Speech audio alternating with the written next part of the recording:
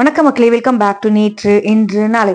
இன்னைக்கு நம்ம வீடியோவில் சப்பாத்தி, சாதம், ஜீரா ரைஸ்க்கெலாம் தொட்டுக்கிற மாதிரி ஒரு சோயா கிரேவி தான் பண்ண போகிறோம். அதுவும் தக்காளி இல்லாமல் பண்ண போகிறோம். தக்காளி விலை ஏறும் போதெல்லாம் இந்த கிரேவி நீங்கள் உங்கள் வீட்டில் பண்ணிக்கலாம். இதை நான் எப்படி பண்ணுங்கிறத பார்க்கறதுக்கு முன்னாடி நம்ம சேனலுக்கு நீங்கள் ஃபர்ஸ்ட் டைமாக வரீங்கன்னா மறக்காமல் சப்ஸ்கிரைப் பண்ணுங்கள். முதல் ஸ்டெப்பாக நம்ம சோயாவை வேக வச்சு எடுத்து வச்சுக்க போகிறோம். நான் இன்னைக்கு குட்டி சைஸ் சோயா தான் எடுத்துருக்கேங்க. சோயா வேக வைக்க ஒரு பாத்திரத்தில் நிறைய தண்ணியை கொதிக்க விட்டுக்கோங்க. கொஞ்சம் தாராளமாக உப்பு போட்டு நான் 2 கப் சோயா நட்ஸ் சேர்த்துருக்கேன். நல்லா சாஃப்ட் ஆகிற வரைக்கும் நம்ம கொதிக்க விட்டுக்கலாம். ஒன்று எடுத்து நசுக்கி பாருங்கள், உங்களுக்கு சாஃப்டாக இருக்கா இல்லையான்னு தெரிஞ்சிடும். சாஃப்ட் ஆனதுக்கப்புறம் தண்ணியெல்லாம் வடிச்சிட்டு சோயாக்குள்ளே இருக்கிற தண்ணியுமே நம்ம புழிஞ்சு தனியாக ஒரு பவுலில் எடுத்து வச்சுக்கணும். உங்களுக்கு இது குக் ஆகிறதுக்கு ஹார்ட்லி ஒரு 2 to 3 minutes தான் எடுக்கும். கிரேவியோட பேஸ் ரெடி பண்ணுறதுக்கு கடாயில் 1-2 டேபிள் ஸ்பூன் கடுகெண்ணெய் சேர்த்துக்கலாம். கடுகெண்ணெய் இல்லைன்னா நீங்கள் நார்மலாக வீட்டில் யூஸ் பண்ணுற எண்ணெய் சேர்த்துக்கோங்க. எண்ணெய் சூடானதும் ஒரு 15 பல்லு பூண்டு சேர்த்துட்டு பூண்டு நல்லா பொன்னிறமாக மாறுற வரைக்கும் நம்ம வறுத்துக்க போகிறோம். பூண்டு பாதி குக்கானதுக்கு அப்புறமா பூண்டுக்கு பாதி அளவுக்கு இஞ்சி சேர்த்துக்கோங்க. ஒரு 2 பெரட்டி விட்டுட்டு ஒரு பச்சை மிளகாயை நான் ரவுண்டாக கட் பண்ணி சேர்த்துக்கிறேன். ரோஸ்டட் பச்சை மிளகாய் உங்களுக்கு நல்ல ஃப்ளேவர் கொடுக்கும். பூண்டு நல்லா பொன்னிறமாக மாறினதுக்கு அப்புறமா தனியாக ஒரு பவுலில் எடுத்து வச்சுக்கலாம். பூண்டை கருக விட்டுறாதீங்க, கருக விட்டிங்கன்னா உங்களுக்கு டேஸ்ட்டே மாறிடும். அதனால நீங்கள் வதக்கிட்டே இருந்தாலே போதும். இப்போ தனியாக பவுலில் எடுத்து வச்சதுக்கு அப்புறமா பாக்கி இருக்கிற எண்ணெயில் நம்ம வெங்காயத்தை வதக்கிக்க போகிறோம். 2 வெங்காயத்தை நான் நீளமாக கட் பண்ணிட்டு சேர்த்துருக்கேன். வெங்காயம் நல்லா பொன்னிறமாக மாறுற வரைக்கும் வதக்கிக்கலாம்.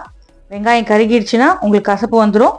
அதே நல்லா பொன்னிறமாக மாறிட்டுனா நல்லா ஸ்வீட்டாக இருக்கும். வெங்காயம் சீக்கிரம் வதங்கிறதுக்கு தேவையான அளவுக்கு உப்பு சேர்த்துக்கலாம். நீங்கள் அப்படியே கரண்டி வச்சு வதக்கிட்டே இருந்தீங்கன்னா உங்களுக்கு ஈவனாக கலர் மாறும். வெங்காயம் நல்லா கலர் மாறி பொன்னிறமாக மாறினதுக்கப்புறம் வெங்காயத்தையுமே தனியாக எடுத்து வச்சுக்கலாம். இப்போ நம்ம இஞ்சி, பூண்டு, பச்சை மிளகாய், வெங்காயம் 4 வதக்கி வச்சோம் இல்லையா, அதை கொஞ்சமாக தண்ணி சேர்த்துட்டு ஒரு விழுதாக அரைச்சி எடுத்து வச்சுக்கலாம். இந்த விழுதை நம்ம அப்புறமா கிரேவியில் சேர்த்துக்க போகிறோம். இதுதான் நம்மளோட கிரேவி பேஸாக இருக்க போகுது. அரைச்சிங்கன்னா உங்களுக்கு அழகான ஒரு வெள்ளை கலர் விழுது கிடைக்கும். அடுத்ததாக சோயா கூட நம்ம ஒரு 2 உருளைக்கிழங்கு சேர்த்துக்கலாம். அப்போ தான் நம்மளுக்கு கிரேவி நல்லா காணி வரும், டேஸ்ட்டும் நல்லாயிருக்கும். உருளைக்கிழங்கை ரோஸ்ட் பண்ணிக்க போகிறோம். அது கடாயில் 1 டேபிள் ஸ்பூன் எண்ணெய் சேர்த்துக்கலாம். எண்ணெய் சூடானதும் குட்டி குட்டி கியூப்ஸாக கட் பண்ணி வச்ச உருளைக்கிழங்கை நம்ம நல்லா வறுத்துக்க போகிறோம். உருளைக்கிழங்கு தோல் தேவையில்லைங்க, தோலை நீங்கள் பீல் ஆஃப் பண்ணிடலாம். உருளைக்கிழங்குல கொஞ்சம் உப்பு உரைக்கிறதுக்காக இந்த ஸ்டேஜ்லேயே நான் உப்பு சேர்த்துக்கிறேன். உருளைக்கிழமே நல்லா பொன்னிறமாக வறுபடுற வரைக்கும் நம்ம வதக்கிக்கலாம். ரோஸ்ட் பண்ண உருளைக்கிழங்கை நீங்கள் கிரேவியில் போட்டாலுமே எவ்வளோ வெந்தாலும் உங்களுக்கு குழையாது. அதுக்கு தான் நம்ம ரோஸ்ட் பண்ணிக்கிறோம். ரோஸ்ட் ஆனதுக்கப்புறம் உருளைக்கிழங்கை தனியாக ஒரு பவுலில் எடுத்து வச்சிடலாம். இப்போ பாக்கி இருக்கிற எண்ணெயில் நான் சோயாவுமே வறுத்துக்கிறேன். சோயாக்குள்ள இருக்க தண்ணியெல்லாம் அப்படியே ட்ரை ஆகிற வரைக்கும் நம்ம வறுத்துக்கலாம். உங்களுக்கு சோயாக்கு வெளில பார்த்தீங்கன்னா ஒரு ட்ரை கோட்டிங் வரும், அது வரைக்கும் நம்ம வதக்கிக்கணும். சோயா வறுத்ததுக்கு அப்புறமா அதையுமே தனியாக ஒரு பவுல் எடுத்து வச்சுக்கலாம். இப்போ சோயா, உருளைக்கிழங்கு ரெண்டுத்தையுமே நம்ம ஒன்றா சேர்த்து வச்சுக்க போகிறோம். ஒன்றா சேர்த்ததுக்கு அப்புறமா நம்ம மேரினேட் பண்ணிக்கலாம்.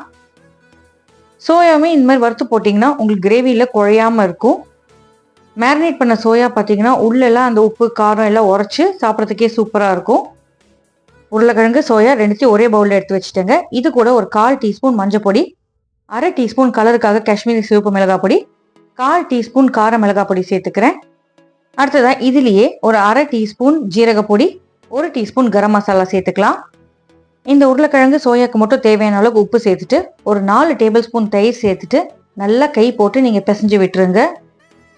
மசாலா ஃப்ளேவருக்காக ஒரு 1/2 டீஸ்பூன் இஞ்சி பூண்டு விழுது, பொடி பண்ண நறுக்கின கொத்தமல்லி இலைகள், 1 டீஸ்பூன் அளவுக்கு நம்ம கடுகெண்ணெய் சேர்த்துட்டு நல்லா பிசைஞ்சு விட்டுக்கலாம். ஜென்டலாக மசாஜ் கொடுக்கும்போது நம்மளோட மேரினேஷன் இதுக்குள்ளே நல்லாவே இறங்கும். மேரினேட் பண்ணதுக்கு அப்புறமா ஒரு 15 நிமிஷத்துலேருந்து அரை மணி நேரம் இதை ஊற வச்சிடலாம். தேவைப்பட்டால் நீங்கள் ஃப்ரிட்ஜில் கூட வச்சுக்கலாம். இப்போ நம்ம மேரினேட் பண்ண இந்த மிக்சரை தனியாக எடுத்து வச்சிடலாம். சோயாவை பொறுத்த வரைக்கும் நிறைய ப்ரோட்டீன் இருக்கிறதுனால அப்பப்போ உங்கள் குழந்தைகளுக்கு இந்த மாதிரி சோயா வச்சு ஏதாவது டிஷ்ஷஸ் பண்ணி கொடுங்க. சோயா குக் பண்ணுறது ஈஸி, ரொம்ப எக்ஸ்பென்சிவும் கிடையாது.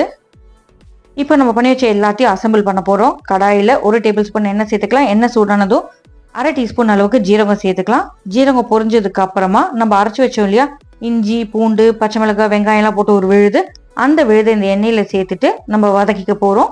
வதக்கும் போது அதோட பச்சை வாசனை போயிடும். தேவைப்பட்டால் நீங்கள் கொஞ்சமாக தண்ணி சேர்த்து வதக்கிக்கலாம். அதாவது மிக்ஸி ஜார் வாஷ் பண்ண தண்ணியே கரெக்டாக இருக்கும்.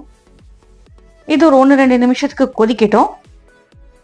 கொதிச்சு பச்சை வாசனை போனதுக்கு அப்புறமா நம்ம மேரினேட் பண்ணி வச்சிருந்தோம் இல்லையா உருளைக்கிழங்கு சோயா மிக்சர், அதை மேரினேஷனோட மொத்தமாக சேர்த்துடலாம்.